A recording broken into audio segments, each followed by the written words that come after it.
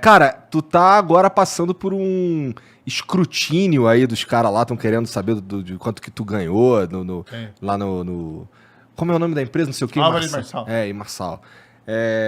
Cara, como é que tá sendo isso daí pra você e tal? Você acha que isso daí é um movimento porque você é candidato à presidência ou isso já ia acontecer de qualquer forma? O que tu acha?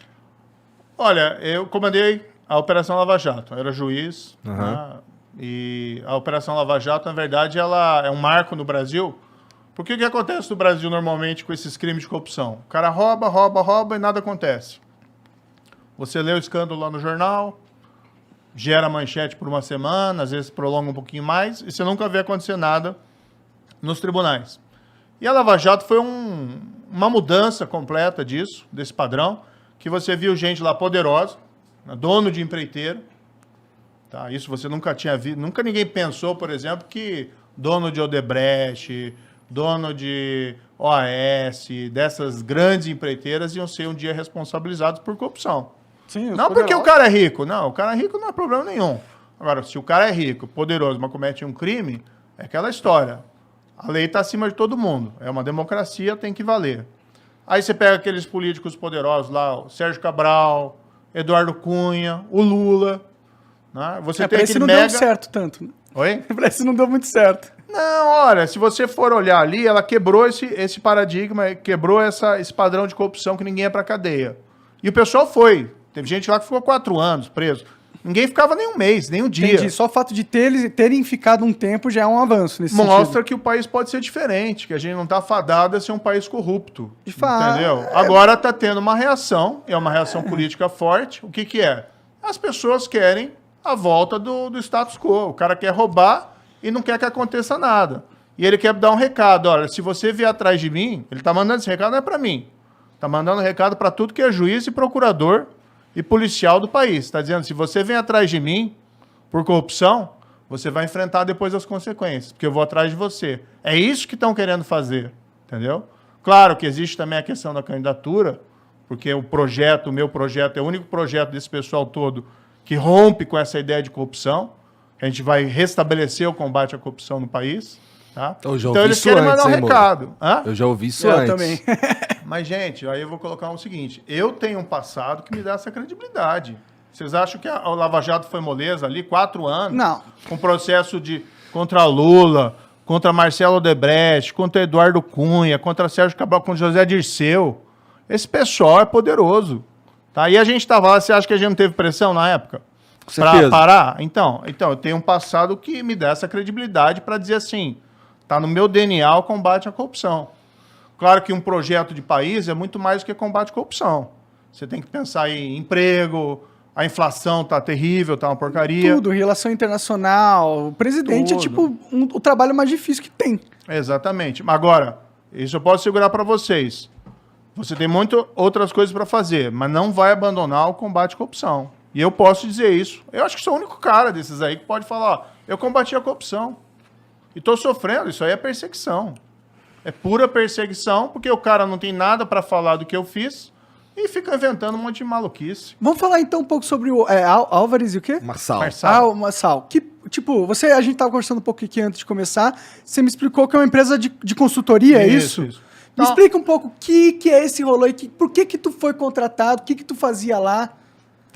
Então tá. Álvares Marçal é uma empresa de consultoria internacional. A sede dela, na verdade, é nos Estados Unidos. Ela tem mais de 5 mil empregados no mundo, tem no Japão, tem na Europa. É como se fosse essas empresas como Ernst Young, Deloitte, né? Faz consultoria, auditoria. A diferença é que a Álvares Marçal não faz exatamente auditoria, mas é uma empresa que tem um puta nome. Tá? Pra você ter uma ideia, ela foi a empresa que cuidou daquele Lehman Brothers. Quando deu a crise tá? lá. Quando deu a quebra. Tá? Então ela foi nomeada administradora da falência do Lehman Brothers nos Estados Unidos. Entendi. Então é uma empresa multiconhecida nos Estados Unidos. E o que aconteceu? Eu tive esse trabalho como juiz, que ganha reputação internacional. A Lava Jato era reconhecida no mundo inteiro como um marco no combate à corrupção. Gerou uma onda de anticorrupção no mundo inteiro. Depois eu até tenho umas histórias que eu posso contar que são interessantes. Legal. Tá? Fui para o Ministério da Justiça.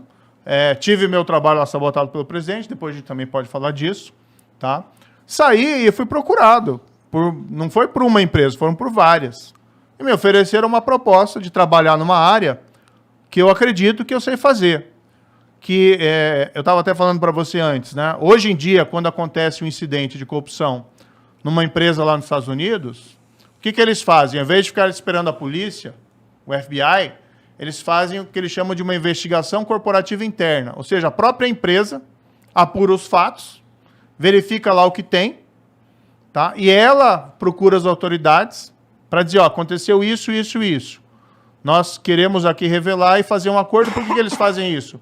Porque eles querem diminuir as consequências legais. Multa, evitar eventualmente uma prisão, eles querem colaborar. Isso é um processo que não tem no Brasil, tem? É muito pouco, a gente não tem essa tradição. Tá. Isso também começou a evoluir nos Estados Unidos daquele caso Enron. Lembra aquele caso Enron?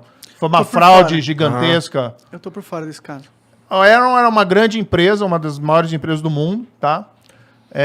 E teve uma quebra dela, ela fraudou um monte de gente que investia nela no mercado de ações, falsificou balanço e tudo isso. Tem até um filme que é legal, vale a pena vocês verem.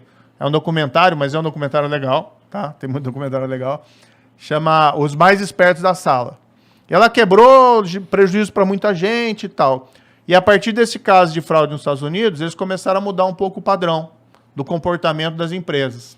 Então, hoje é muito comum a empresa, quando tem um problema, ela faz investigação e ela mesmo realiza a informação. Então, eu fui contratado pela Alves Marçal, tá? Que não é um escritório de advocacia, aliás, é uma empresa de consultoria, para fazer esse trabalho, investigação corporativa interna. A gente também fazia lá sistemas anticorrupção dentro da empresa, para evitar que aconteça um caso de suborno na empresa. Daí você tem uma série de mecanismos de controle. Não só a corrupção, mas, por exemplo, assédio sexual. Você tem um sistema de compliance lá dentro que você evita esse tipo de coisa. Tá? Então era para fazer isso. No fundo, era de certa maneira para continuar no setor privado fazendo o que eu estava fazendo como juiz. Fazer a coisa certa. Né? Ensinar e fazer as pessoas, não é para roubar, é para fazer a coisa certa. Me contrataram, eu fui lá para os Estados Unidos, fui trabalhar lá nos Estados Unidos, tá? E eu recebia da empresa, a empresa tem diversos ramos. Um dos ramos dessa empresa, que não é o ramo que eu trabalhava, é o ramo que eles chamam de recuperação judicial, que é de falência e recuperação judicial. Daí a empresa no Brasil, veja, eu estou lá nos Estados Unidos, a empresa no Brasil, ela é contratada, ela é nomeada pelo juiz, tá? Para atuar na recuperação da Odebrecht, que é basicamente fazer o quê? O juiz nomeia uma terceira empresa para fazer com que ela administre a empresa, não tudo, mas para administrar os pagamentos aos credores, porque ela tinha muita dívida, ela teve dificuldade, ela tinha muita dívida, aí o juiz nomeia alguém como se fosse um síndico de falência, alguém para cuidar lá dos créditos e para que receba. Ou seja, é o juiz, não é nem a Odebrecht que escolheu. Isso aconteceu bem antes de eu ser contratado. Tá? Então, eu não trabalhei para a Odebrecht. Meu contrato proibia que eu trabalhasse para qualquer empresa, prestasse serviço para qualquer empresa envolvida na Lava Jato. Eu que pedi isso. Legal. E eu recebia por um CNPJ diferente do CNPJ do ramo da empresa que recebia esses pagamentos lá pela recuperação judicial. Então, o pessoal mistura umas coisas malucas. É que eles usam isso, né? Porque, tipo, o Moro saiu do governo e foi trabalhar na empresa que hoje presta serviço para a empresa que o Moro pôs na cadeia, entendeu? Tipo, a manchete tá meio que pronta aí, eles vão usar isso contra você mesmo que não seja verdade. Mas é mentira, né? Quem recebeu pelo Odebrecht? Quem prestou serviço pelo Odebrecht foi o Lula. Isso está lá nos autos comprovado. Né? O Lula recebeu pelo Odebrecht. Teve muito político que recebeu suborno pelo Odebrecht. Né? Tem aquela lista famosa dos codinomes. Uhum. Tem um monte de coisa lá. O Amigo, né? O Cerrado. Tem até um Justiça lá, mas não tem nada a ver comigo. É uma outra pessoa que foi identificada. E aí o pessoal quer retaliar. E além disso, eles querem o quê? Eles não querem ter uma nova Lava Jato. Isso é muito claro. Ninguém quer ter uma nova Lava Jato do mundo político.